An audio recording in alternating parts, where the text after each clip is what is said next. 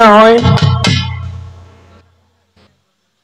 একদম ছোট করে এই বন্দনার আসরের কার্যক্রম শেষ করলাম।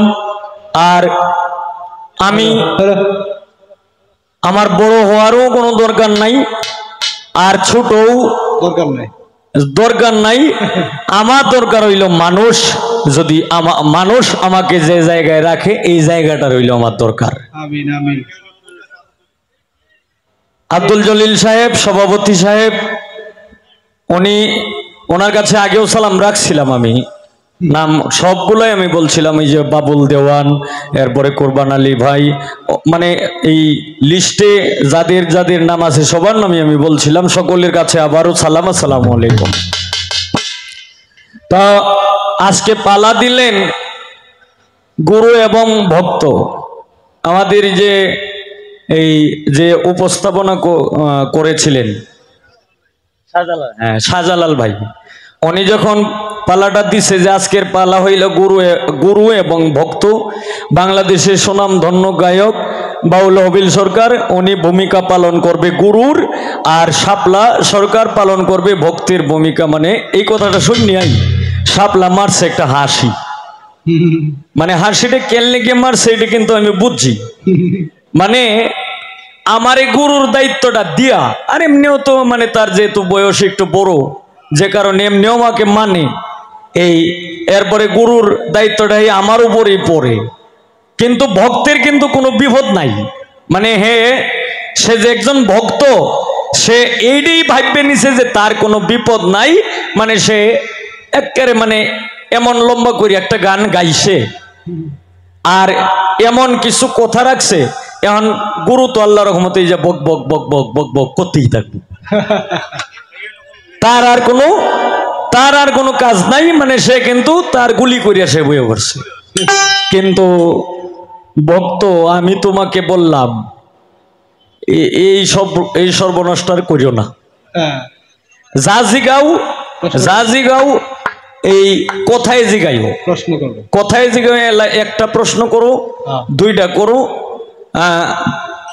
এই জয়টাই করো। আর এই যারা 4টা 5টা 10টা প্রশ্ন করে, এটা তো ওই যে গুরুমরা শিষ্য আর কি, গুরুমরা ভক্ত। তো প্রশ্ন করো, কোনো সমস্যা নাই, একটা অথবা 2টা প্রশ্ন করো, কোথায় করো। গানে আমি যেটা মনে করি, এই গানের মধ্যে বেজালটা না বাজানি ভালো। তবে এই দেখো কিছু কিছু গান আছে যে গুরুর দায়িত্ব পালন করতেছে, সব গান তো আর গুরু জানিয়ে বই রয়েছে না, না জানে। এই ভক্তের কিছু কিছু গান আছে, সব গান তো আর ভক্তে জানিয়ে বই রয়েছে না। কিন্তু এরকম কিছু কাজ কিন্তু আমাদের এই বাংলাদেশে কিন্তু হয়, তবে এটা যেন আর না হয়, ভবিষ্যতে আর যেন না হয়, এটা তোমার অনুরোধ রইল। এটা ছোট বোন হিসাবে, এখন হইল তুমি আমার ভক্ত, কর্মটা কি, কর্ম কি? 7টা বারের মধ্যে এখানেও একটা হিসাব আছে। হিসাবটা কি? এর মধ্যে এই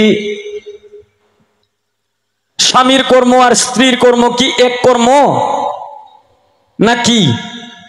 স্বামী যত এই স্বামীর কাছে মানে ভক্ত বলতেছে যে গুরু তুমি আমার কাছে চাও যত, স্ত্রীর ভাগে তুমি পাও কত। এটি তো কথা করতো, এটাই তোমার কাছে যেটা চায়, তোমার কাছে যেটা চায় তোমার স্বামীর কাছেও কিন্তু এইটাই চায়। যেমন তুমি, কারণ তুমিও বায়াত হইছো গুরুর কাছে আর তোমার স্বামীও বায়াত হইছে, এখন এই দুইটাই মিলায় হইল 100 পয়েন্ট। এখন তুমি 50 আর তোমার স্বামী হইল 50। তোমার কাছে যত পাও না এই তোমার স্বামীর কাছেও কিন্তু এতই পাও না, কিন্তু কর্মের হিসাবটার মধ্যে একটু বেজাল আছে। যেমন ওলি আর আউলিয়া এটা কিন্তু এক জিনিস না, দুই জিনিস। যেমন এই প্রাইমারি স্কুল আর হাই স্কুল কি এক জিনিস? দুই জিনিস।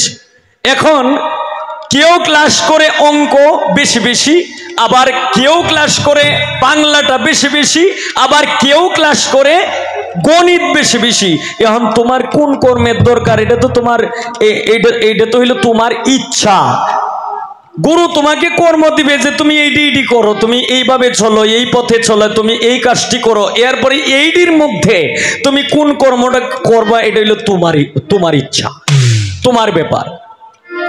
এরপর এখানে আরেকটা বিষয় বললেন কি, যে 7টা বারের একটা হিসাব আছে, মানে এই স্বামীর বার যে দিন থাকে এই দিন স্ত্রীর বার মিলে না, স্ত্রীর বার যে দিন থাকে এই দিন স্বামীর বার মিলে না।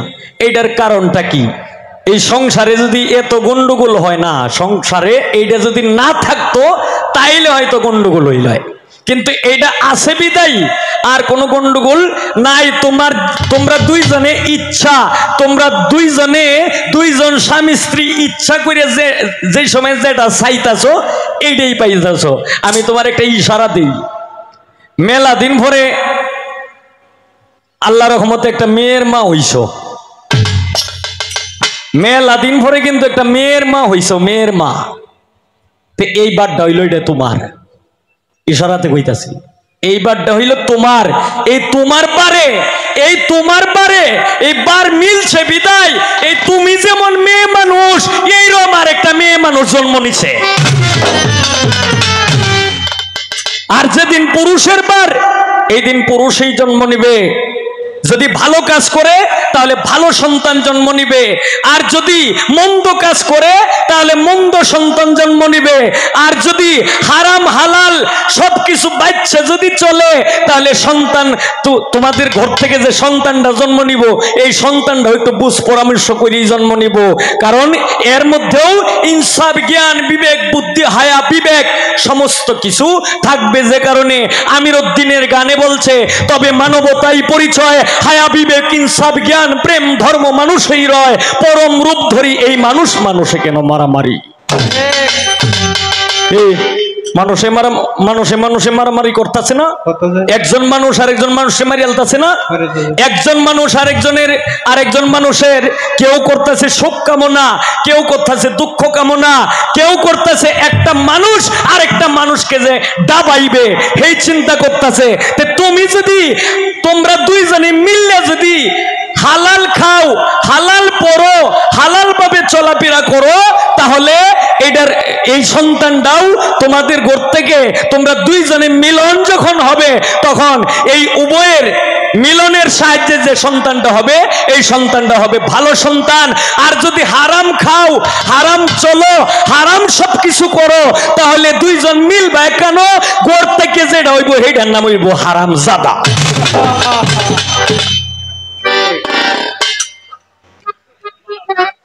এর চাইতে মায়ারে আমি আর সুন্দর করিয়া কইতাম জানি না।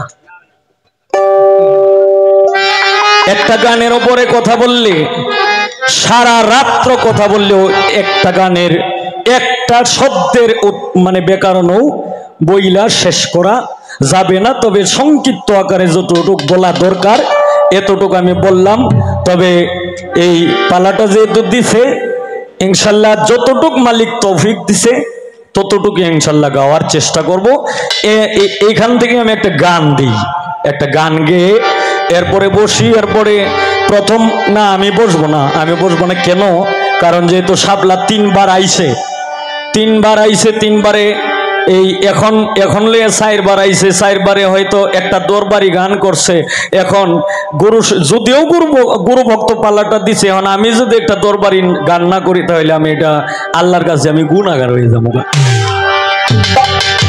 তবে আগে তার জবাব দিয়া লই একটা গান আমি গাবো। এই গানের লেখক